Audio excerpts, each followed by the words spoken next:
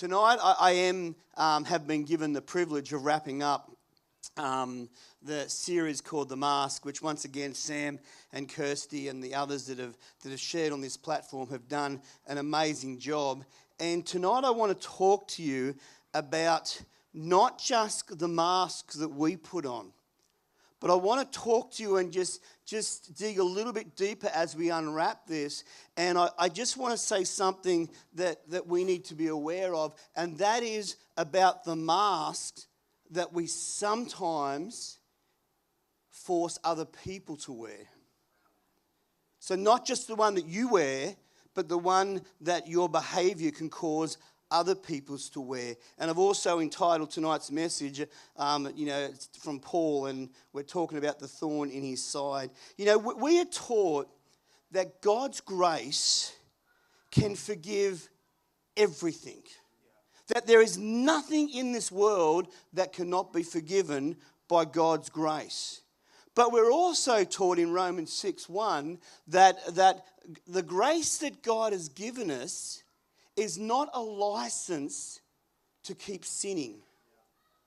And the conflict between these two verses is something that I want to address today, because if we get on the wrong side of it and we're too far, the grace just covers everything, or we're too far as, you can't use grace just as an excuse or a license to sin. If we don't get that exact point of where God would want us to be, it's very easy to spill out into religion on either side of that. Sometimes at the beginning of our Christian life, we accept God's grace. But because we're still stuck in a particular sin or sin in general, years later, after we've accepted Christ, after we've had his grace, after we're now walking as a Christian, and then years down the track, there's still stuff on the inside of us that we know just shouldn't be there. Sometimes, we can feel like we have to put that mask on. And sometimes we feel like we should know better than to put the mask on. But because it's the expectation that the longer that we walk with God, the more we should have developed, the more we should have matured, the more we should have grown up in God, the more things that we would have changed in God, or God has changed in us. There's this pressure from the church to make other Christians put a mask on because of the length of time that they've been serving God. And we got to get rid of that. We got to get rid of that because, it's one thing to talk about taking the mask off. But what if Sam, what if someone else here that's been a Christian for 20 years is making people put other masks on? Anybody tracking with me so far? And that's what I wanted to talk to you about today. We should have changed, and we should be sinning less. Indicating, listen to this, if the longer we're walking with God, the more we have changed, the more that we have matured, the better we have got, the better choices I have made, all lead to me being a better person to get God to love me more or the church to love me more. Whereas completely the opposite to Scripture. You see, this is something that I believe that we've got to just dig into just a little bit on the last day. And if for nothing else, it's to set you free to be you. This is a message about stepping out from behind the religious mask that others have put on us. trying to show everybody else that we're better because we've been serving God longer and been a Christ follower for longer, instead of just asking God for his help each and every day to get us through.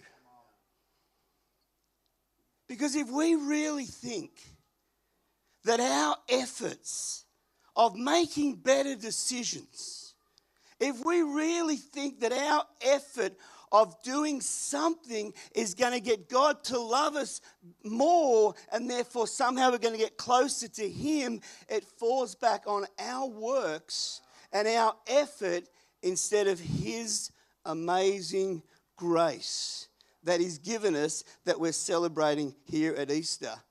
And when it goes on to what we can do, it's a slippery slope for us to think that the more we pray, the closer we'll be to God. Or the more we go to church, the better we're going to be with God. Or the more we worship, the closer it's going to put us to God. It's all about something that we have done to get us closer to God, instead of just saying, God, thank you so much because of what you have done. Now, I'm not saying that people don't change when they've been walking with God for a long time. That's not what I'm saying. I'm saying is the emphasis is on what we do instead of what he does. Then it's a religious mask that not only are we wearing, but then we're forcing everybody else to wear that's been around this circle for many, many years. This is how most of us think. And listen to this. If we commit adultery, and I just picked on that just as a sin. It's no real reason for that.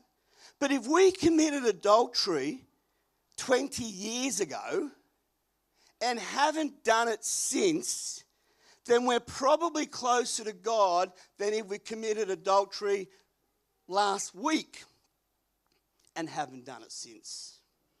So the adultery that we've committed in this thing that we call life has got nothing to do with the adultery.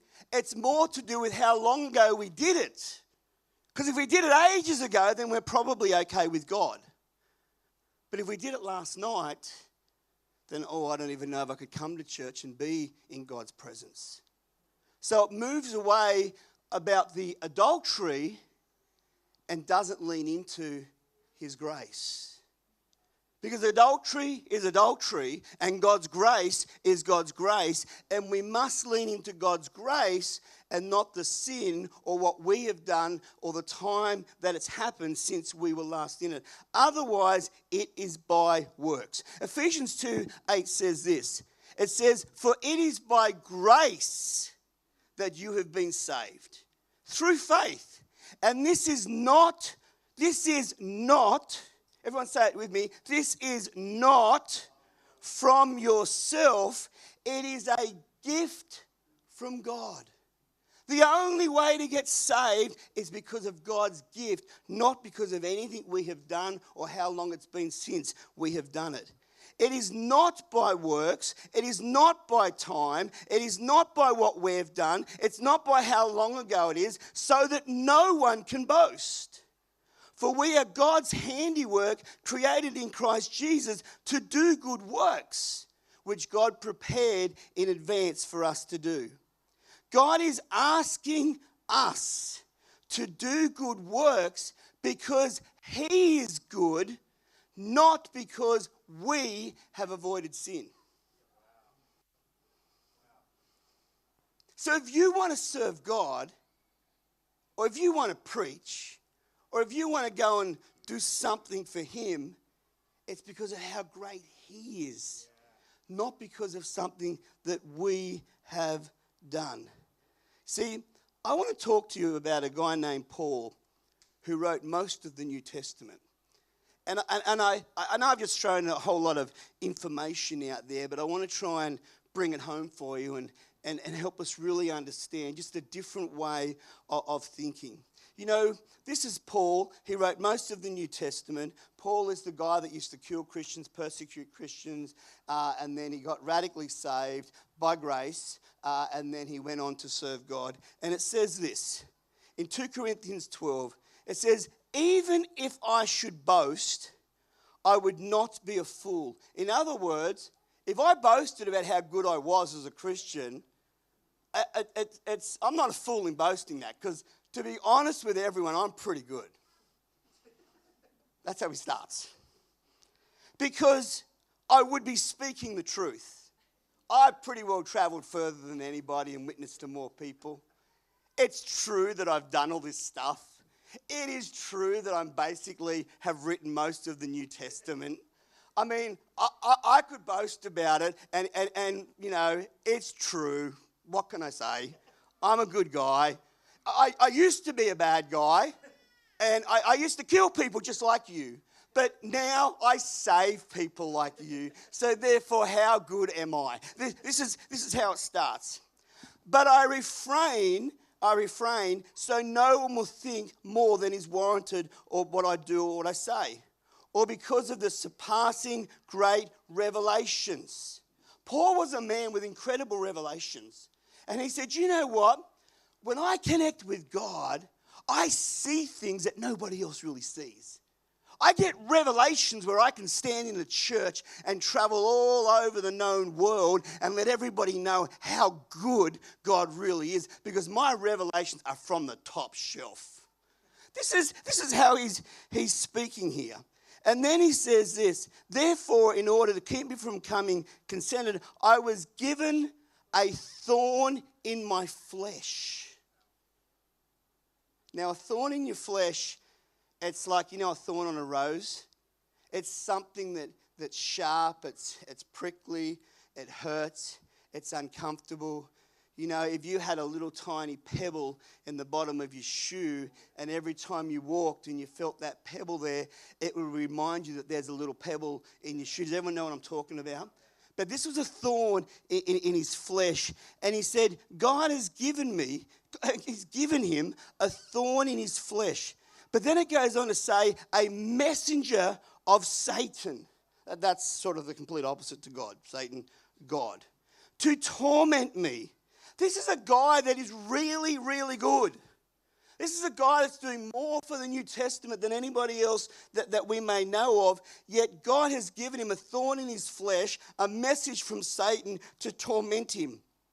3 times, this is Paul praying, 3 times I pleaded with God to take this away from me. Now, I don't know what the thorn was, but he's got, God, I'm doing all this great stuff, and it's true. You know it, I know it, and I've even written down so everybody else knows it. But there's something that you've allowed to happen to me that I'm begging you to take it out of my life. I've got to get rid of this thing out of my life. God, if you leave this thing in my life, I'm just not as good as I should be. God, I should know better by now. I've walked with you. I've been with you. I've traveled for you. I've preached for you. I've done all this stuff. Yet there's this thing that I know about. And it's killing me. It's terrible. Please take it out of my life. And it's not just once he prayed like this. He prayed like it twice. He prayed 3 times. He asked God to take it out of him. And God looked at him and said, but he said to me, my grace is sufficient for you. For my power is made perfect in your weakness. Not how good you are, but in your weakness. God's power is made perfect in his weakness. And then Paul goes, therefore, I will boast gladly about my weakness. No mask. I'll boast about my weakness. I'll boast how great God's power is at rest on me. That this is why, for Christ's sake, I delight in my weakness. Talk about unmasked. delighting in my weakness. I'm delighting when I'm insulted. I delight when I go through hardship. I delight when I feel like I'm being persecuted. I'm delighting in God when it's a difficult time in my life. For when I'm weak, then you are strong. What a complete reversal for how religion operates. I mean, it's written there in black and white. But because we get caught up on God's grace is enough and can take away everything, to, we should never use grace for a license to sin, and we're not sure where to land on these two verses, Paul just says this: His grace is sufficient for me.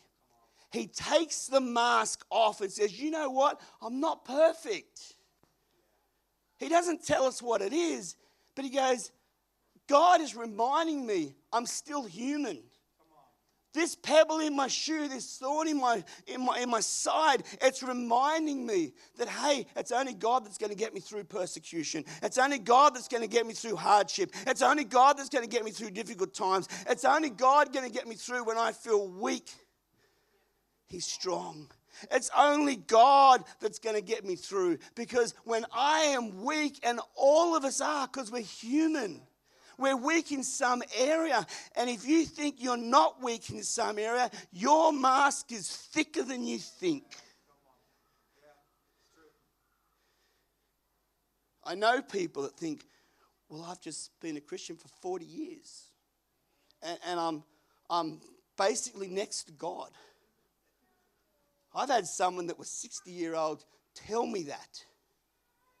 And man, she was like in my opinion, she was like the Wicked Witch of the North. But another story. What a thick mask to wear. What a something to wear. What a strain for a pastor to wear that. A Christian to wear that. Someone to wear that. It's a terrible mask to wear. And not only do some religious people and leaders wear it, they then enforce other people to wear it.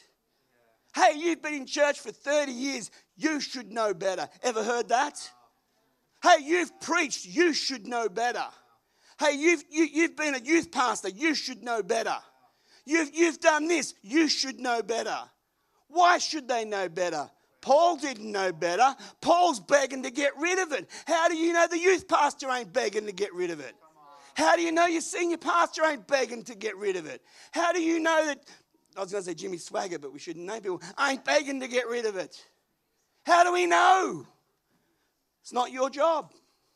It's not your job to know. It's your job not to wear a mask on yourself, and certainly stop putting masks on other people. What was Paul's thorn? Could have been porn. It could have been on the internet, the rock internet. It could have been naked pictures of girls painted in the cave. I don't know. It could have been drugs, if they had them. Could have been alcohol. There was plenty of that going on in Rome. It could have been lust. It could have been the love of money. Could have been the love of power. This verse looks like he's pretty in love with himself. It could have been the guilt from the past. I don't know what it was. All I know is he had something that was there that God allowed for it to stay there to remind him that his grace was sufficient for wherever you're at. I don't know how or why or what, but I want to tell you this. Paul was reminded by the hand of God that he's not perfect, he's only a man, and without Jesus Christ doing what he did at Easter, dying on that cross, there is not one of us that should have a mask on or force others to wear a mask, because Jesus is the only one that's perfect. He's the only one that's made it. He's the only one that died for our sin. And this guy wrote the New Testament. Let me ask you a question. Question for you. Because I want to help you be a little bit free tonight. What are you dealing with? What are you dealing with? What do you have in your life that no matter how hard you try, you keep falling into that same trap? What is that thing? What is that thing that week after week, day after day, month after month, you keep falling into the same trap and you just can't get out? And then you come to church and worship's on and you just feel like, I don't want to worship.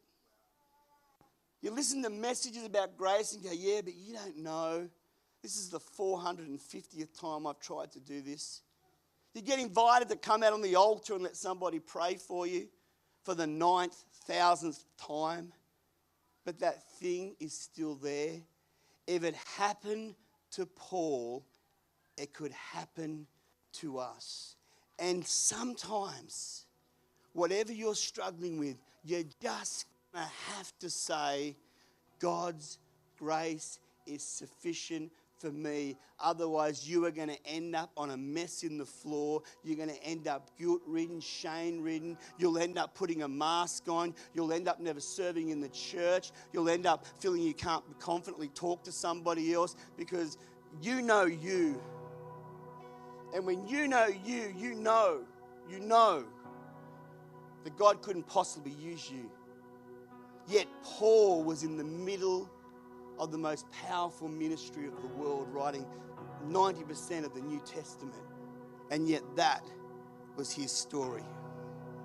Sometimes we wear a mask that nobody sees.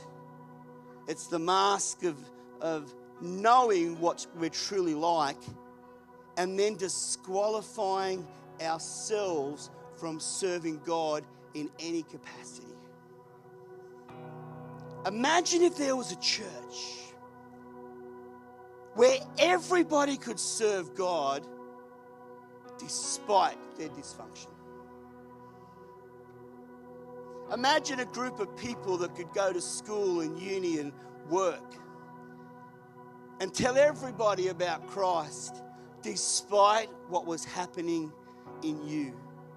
Because do you realize the only difference between you and anybody else that's not here or not saved or not walking with God is that you have God's grace and they haven't accepted it yet. Saved or telling someone they need to be saved is not because you're better. It's because you've accepted God's grace and they haven't accepted it yet. When I talk to people, I say, you know what, I'm the same as you. But I've just accepted God's grace for where I've gone wrong. You should do the same. It's a lot easier to get people following God when the only difference is whether they've accepted God's grace or not, and not a whole bunch of conditions and things they have to change.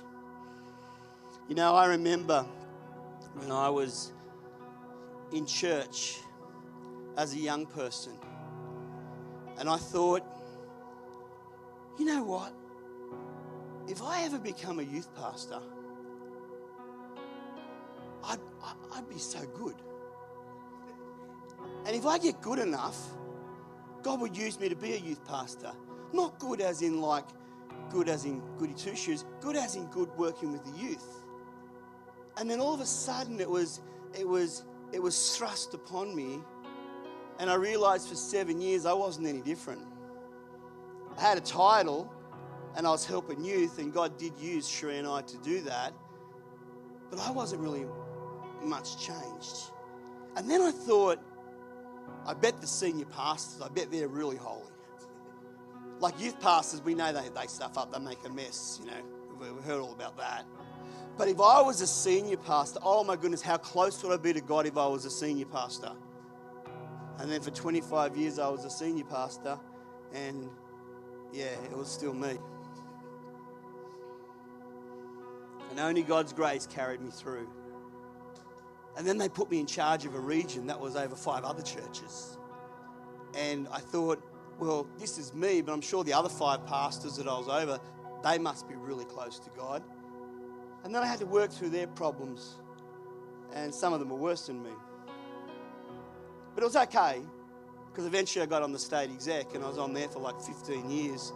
And I was looking after, with a group of other guys, all the other churches in New South Wales, dealing with their problems and things that had happened in their churches and dysfunction of humanity. And I realised, how the heck did all these people become senior pastors? Like, what? Where did this come from? I thought these people were supposed to be holy and good and amazing. And I just went from one mess to the next. But then I got an oversight. And me and 10 other guys for 12 years looked after 160 churches in INC across Australia. And then I realised, far out, these guys are only here because of the grace of God. These guys are not any better than anybody else. They've just stuck their hand up, accepted God's grace, and they're doing their best they can. And they're probably pleading with God every day, help me, help me, help me, help me. And then I met the actual oversight because I was working with them. And they were the ones in charge. Same story. I'm not saying that to say, hey, these were bad people. I'm saying they were people. Just like you're a person and I'm a person. And they were people as well. And Paul's a person. You know what? Let's just pick on some Bible guys. Because Bible guys, mate, if they're in the Bible, they must be good if they hit that Bible. Like in the Bible. King David wrote all of Psalms. Just one of the most beautiful books in the whole Bible. It will encourage you no matter what your day is going through. He wrote Psalms. What an amazing King David. Amazing. Except for when he was peeking over his rooftop and watching the chick have a bath in the nude and then decided to sleep with her and then thought, well, that's no good. So then got her husband killed. Oh, that's right. He was a human too. Oh, maybe Moses. Moses led the people out of the promised land. I mean, far out. Moses, he was boss. Except for the guy that he killed didn't think so.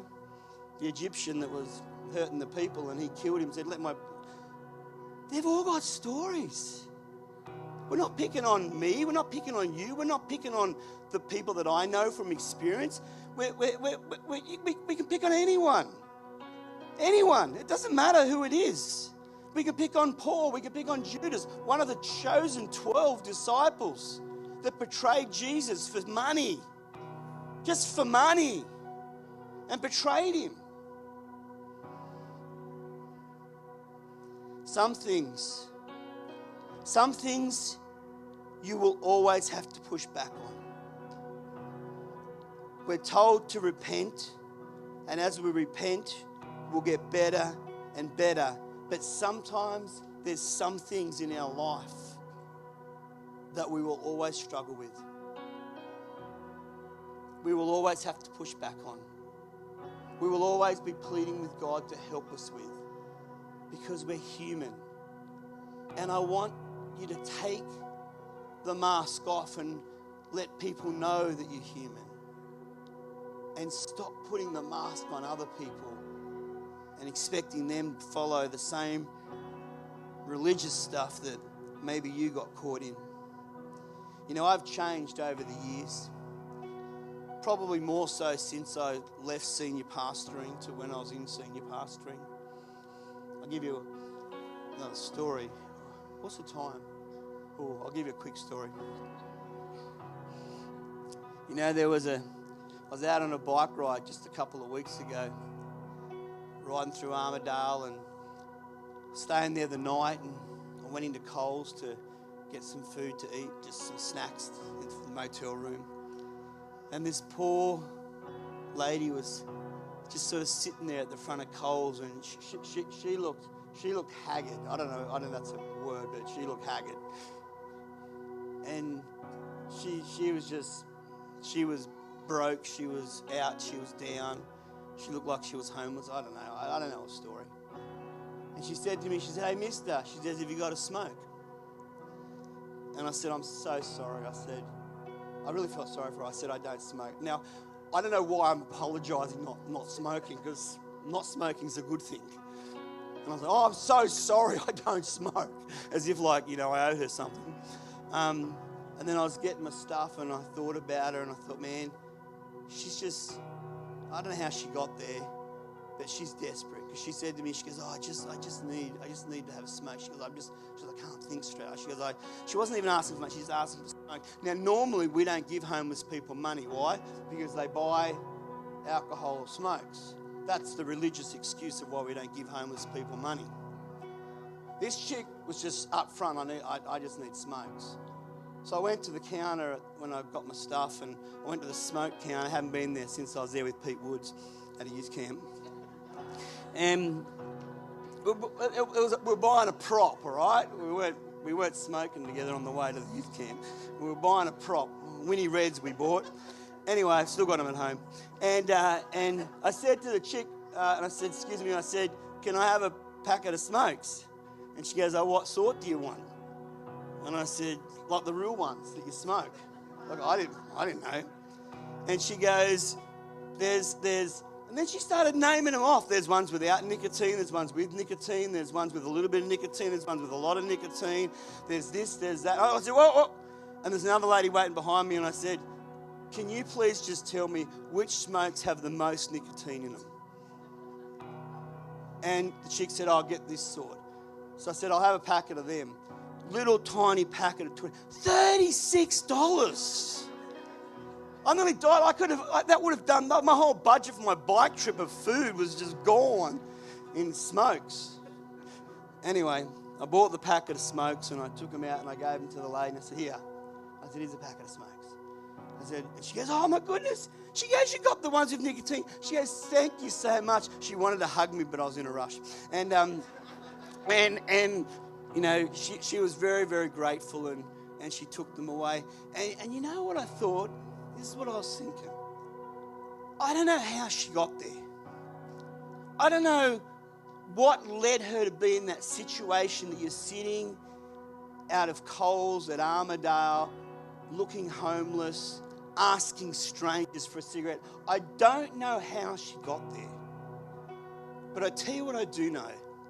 God asked us to have grace for people the same way that He has grace for us. And I am not the policeman of her life. She doesn't need a policeman telling her she can't smoke.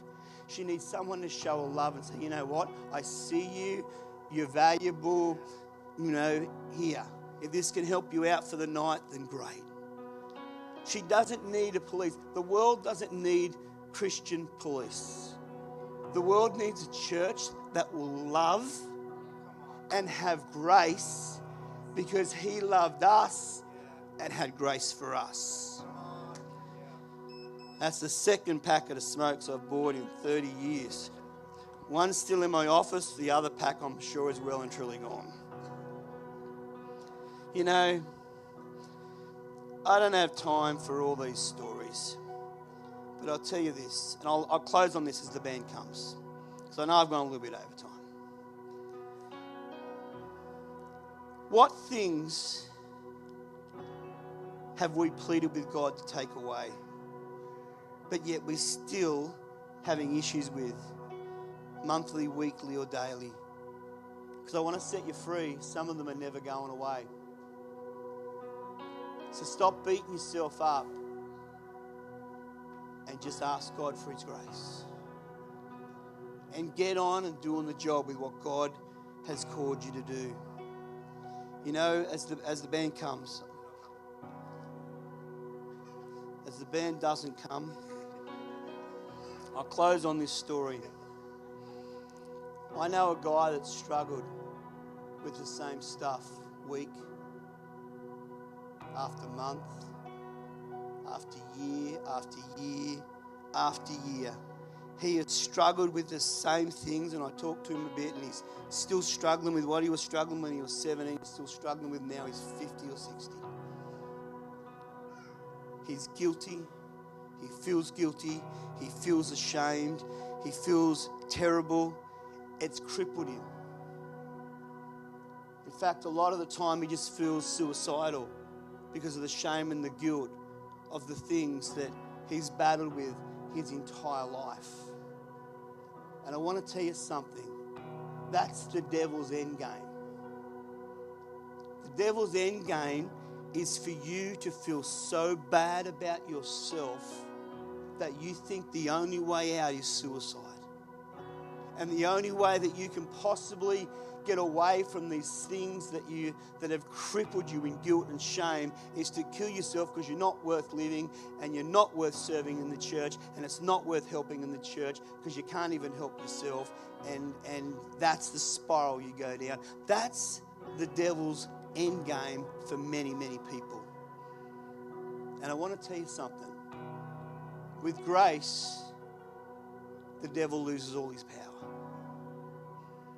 When he died on that cross and gave grace for everyone, for everything, the devil lost his power.